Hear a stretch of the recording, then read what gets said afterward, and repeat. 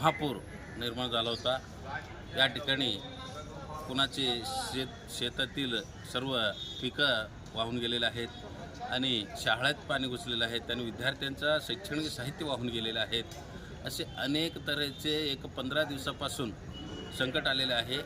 त्या संकटाला एक माझे मदत म्हणून वैयक्तिक 1 महिन्याचे धनादेश मी 1 महिन्याच्या पगाराचे धनादेश मी मुख्य कार्यकारी अधिकारी जिल्हा परिषद सोलापूर यांच्याकडे आज सुपूर्द केलेले आहे। धन्यवाद। 1 महिन्याचे पगार मी धनादेशाद्वारे सुपूर्द केलेला आहे माननीय मुख्य कार्यकारी अधिकारी जिल्हा परिषद सोलापूर यांच्याकडे। सध्या जिल्ह्यामध्ये मदत चालू आहे।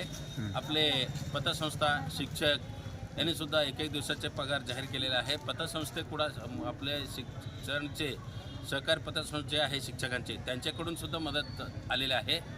तरी पण मला असं वाटलं की विद्यार्थ्यांचे दप्तर वाहून गेलेला बघून टीव्हीवर दुःख वाटला।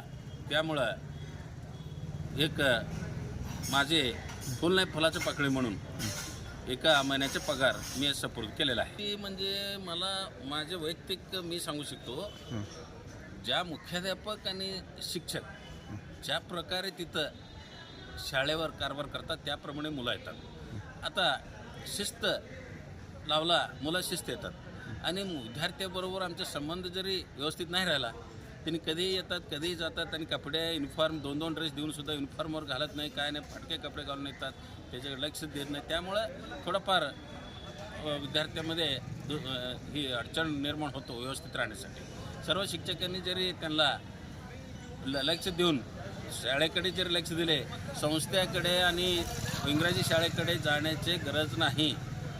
सर्व विद्यार्थ्यांना आम्ही जातीने लक्ष द्यावं।